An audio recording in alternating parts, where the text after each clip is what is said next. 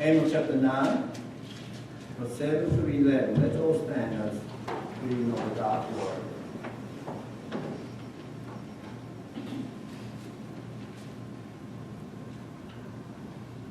Amos chapter 9.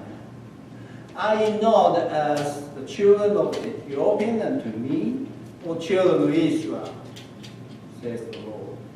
Have not I brought up Israel out of the land of Egypt, and the Philistine from the capital, and the Syrians from the pearl? Behold, the eyes of the Lord God are upon the sinful kingdom, and I will destroy it from off the face of the earth, saying that I will not really destroy the house of Jacob, says the Lord. For Lord, I will command that I will shift the house of Israel among all nations, like the corn is shifted in the sea. Yet shall not the least grain fall upon the earth. All the sinners of my people shall die by the sword, which say the evil shall not overtake nor prevent us.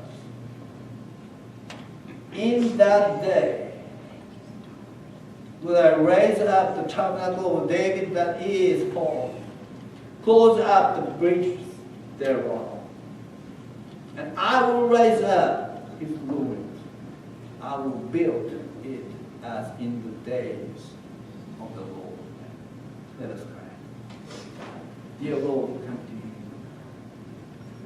Come to you with a humble heart. So many questions, so many trials in our life.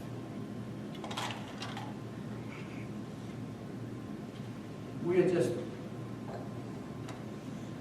amazed your hand come just in time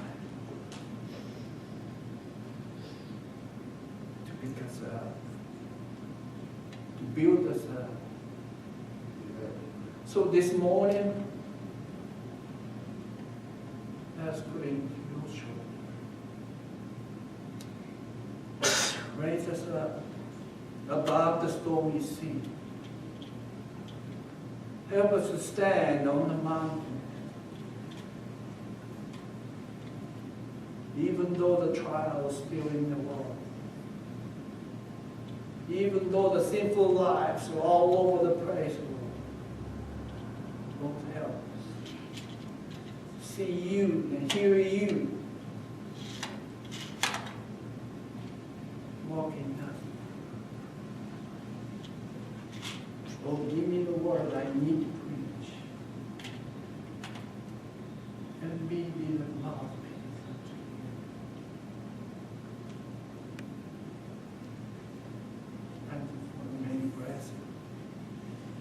Forgive us the time we shortcut. But most of all, with us.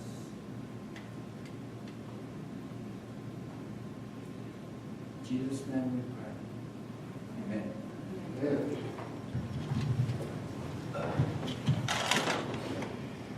Are you not the children of the Ethiopian unto me? What is it saying? Amos said, God is questioning you guys. Aren't you the children of Israel? Aren't you the God-chosen people? And then why are you acting this way? That was a question. So behold, the eyes of the Lord are upon the sinful kingdom. I will destroy the face of the earth. I will command, will shift the house of Israel among the all nations like the corn is shifted in the seas. Why it don't happen right now? Why the justice work on this earth one more time like a Noah's day? Let's open to Matthew chapter 13. We go to Matthew chapter 13.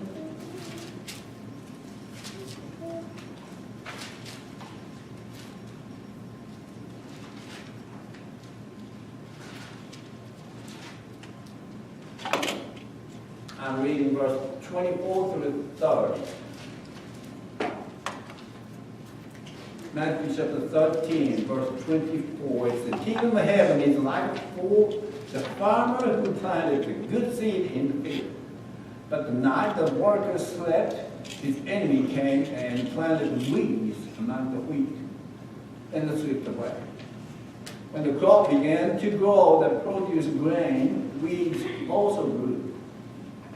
And the farmer's worker went to him and said, "Sir, the field where we planted that good seed is full of weeds. Where did that come from?" "An enemy has done this," the farmer explained. "Should we pull out the weeds?"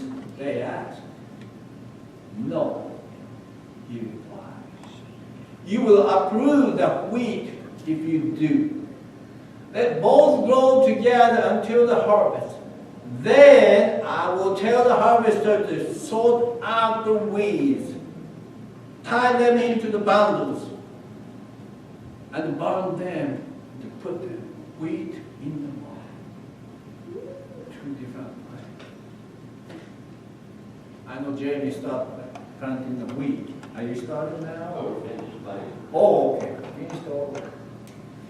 I always admire when we go to the Texarkana, that was just before the bridge, Bruce's field. It's just, I said, I didn't know it was wheat. And one winter, I just drove by and, oh my goodness, what a green field. I asked Bruce, what is that? That green? That's a winter wheat. Yeah. Yes. Beautiful thing. But the farmer planted this wheat. An enemy came and put the weeds all over the place.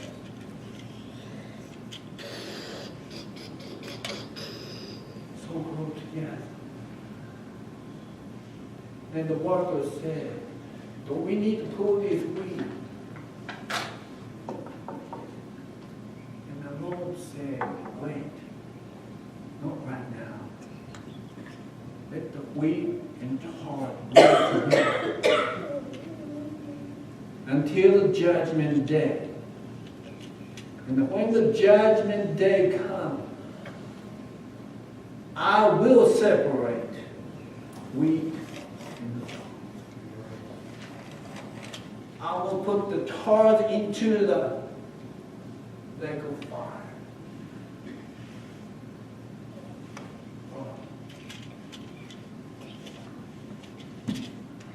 And the wheat to the barn."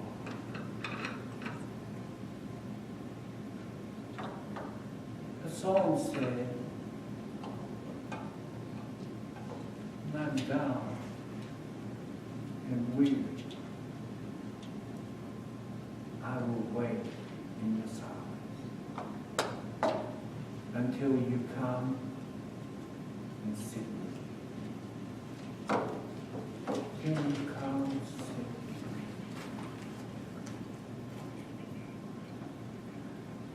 me." Including myself, I'm impatient. We live in a microwave age. Everything is clean, everything done. Patiently wait till the judgment day. Whatever we're going through, I'm not good about waiting. But the Lord said, "The day will come. I will separate. I will separate."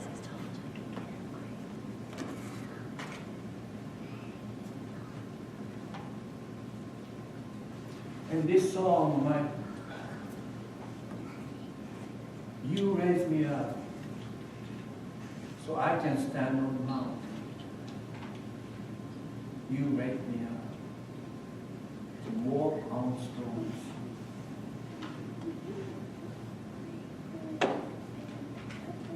You know that God will not clear the storm. We're living in a stormy sea. But the God will raise us up above the stormy sea. That is His promise. will hold on to. Look at the Matthew chapter 14, just next chapter of the Matthew chapter 14, 27, 31. That's when Jesus started walking on the water. Stormy ocean. Disciples were by themselves. All night long they were shifted right, shifted left. I tell you, in Japan, I go to my home to the Tokyo, it's like a 12-hour train ride. I didn't have money for the airplane ticket, so in the 80s, 70s, in the 70s, yeah, 70s, we are riding the train, Amtrak, yeah, train. I cannot buy the sleeping ticket either. Sleep car is cheap, expensive. I have to sit on the regular seat all night long. But the Hokkaido Island to the Tokyo, there's a big ocean. About 4-hour ferry. Train stop there. They made a tunnel under the ocean now. You can go through. Kind of scary. They do that. But this ferry, you can eat meal and everything. 4 hours, long time.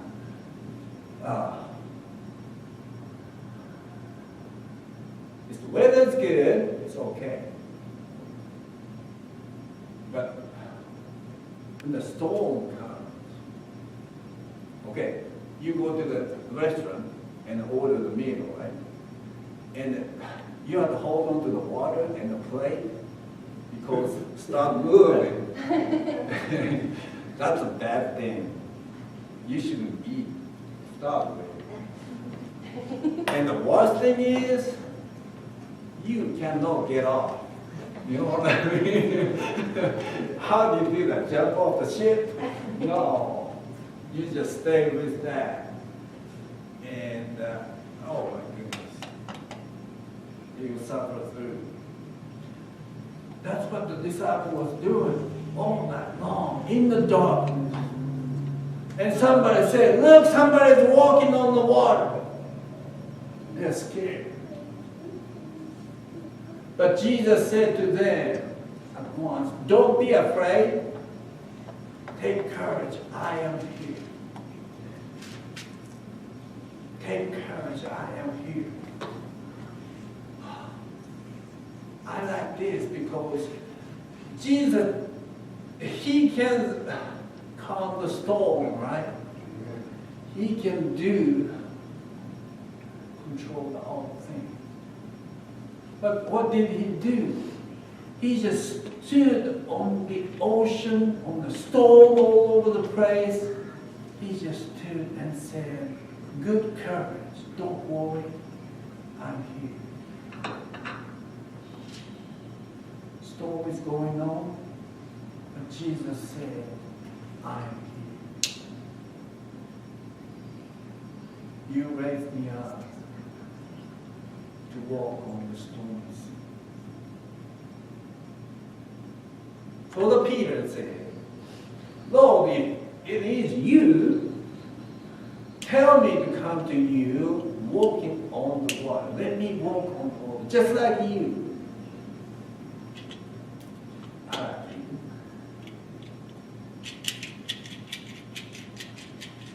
And Jesus said, yes, come. Jesus said, I like this Bible. This is New Life Translated. It's like watching a comic book or something. So Peter went over the side of the boat and walked on the water toward Jesus.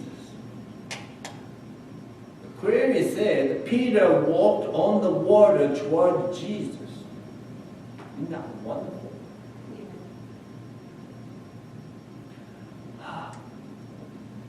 In my life, some lifespan, I felt like I'm walking on the water. Well, can do this. Jesus, let me do this. Walk on the water. But verse 30, when he saw the strong wind and the waves, When Peter started seeing the strong wind and the ocean, the waves going all over the place, Peter was terrified and began to sink. "Save me, Lord," he shouted. Jesus immediately reached out and grabbed him. "You have so little faith," Jesus said. "Why did you doubt me?" This translation said, "Why did you doubt me?" "Listen, I am here," I said.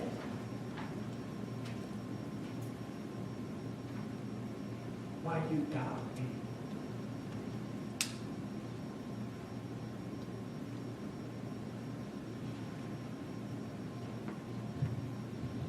You know, the nearness is not our problem. Problem is our faith. "Lord, be near me. Let me feel you." Peter was right beside Jesus. He was just a step away from him. But instead of looking into Jesus' eyes, Peter was afraid of waves, afraid of wind.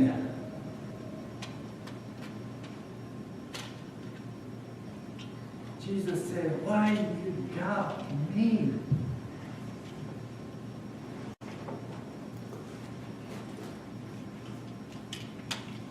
I am strong. I am strong. I am on your shoulder.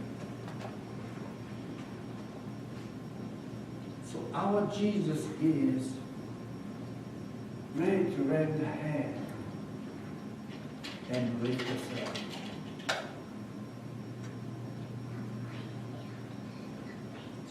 Psalms 138. 138th Psalm.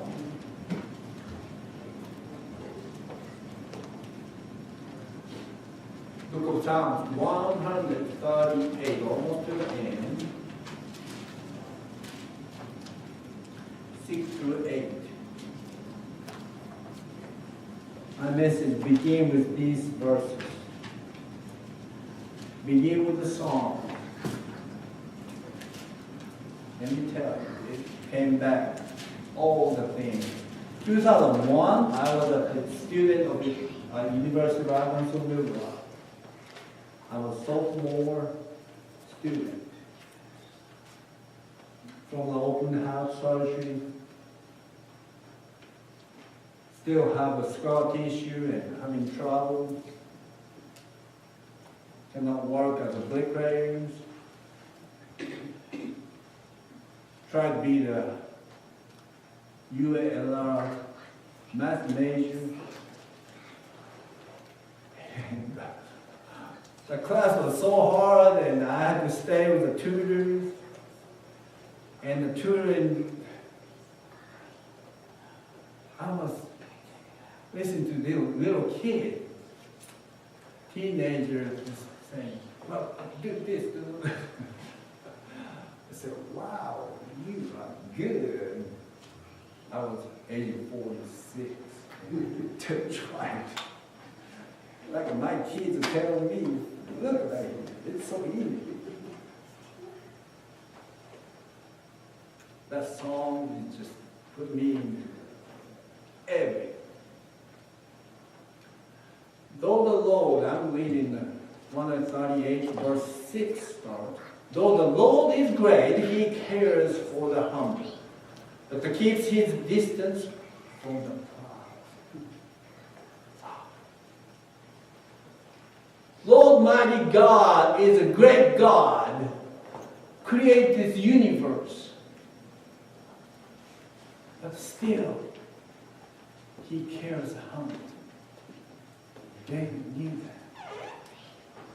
So David said, "Though I am surrounded by the troubles," I do too. "Surrounded by troubles, you will protect me from the anger of my enemies. You reach out your hand, and the power of your right hand saves me. That is our God. Lord will work out His plans for my life, for your faithful love. Oh Lord, endure forever. Don't abandon me. David said, don't abandon me, for you made me. You are the one who created my life.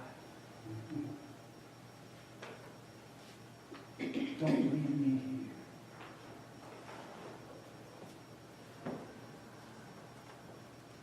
So the Paul said, Hebrews chapter 4. I assume the Hebrew writer is Paul.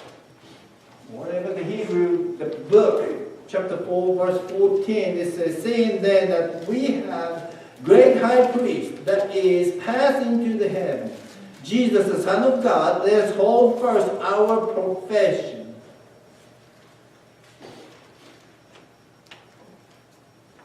Our high priest is not wearing robes and sitting in the dark corner.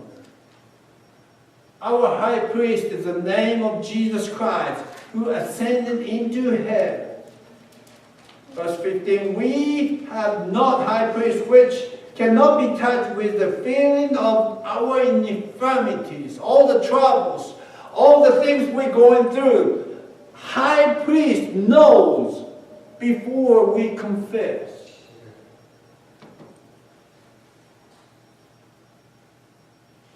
But was all points tempted like as we are, yet without sin. So let us therefore come boldly unto the throne of grace, that we may obtain mercy and find the grace to help in time of need. I had a hard time to get this boldness come out of our faithful life. How do you get the boldness come out of a faithful life? It's like this. Remember the song said, I am strong when I am on your shoulder? Yes. I put my grandkids on the shoulders and we walk around all over the place. Let me tell you, my grandkids will not go to the stranger and let me get on your shoulder. Won't say that. But they know this grandpa will put them in on my shoulder, walk them around. Know the difference. Your Jesus will take care. Your Jesus has power. He promised. Remember, the storm is all over, but He stands and said, I am here. He's saying that today. He's saying that all over the storm. You just need to say, Lord, let me get on your shoulder. I'll be strong as you are. I'm strong as you are. You know, when you get on the shoulder, somebody's shoulder, you cannot go anywhere, but He will take wherever you want to go. Right? Your feet is nothing. You just sit on the shoulder of Him. Let's get on His shoulder. Let's all stand.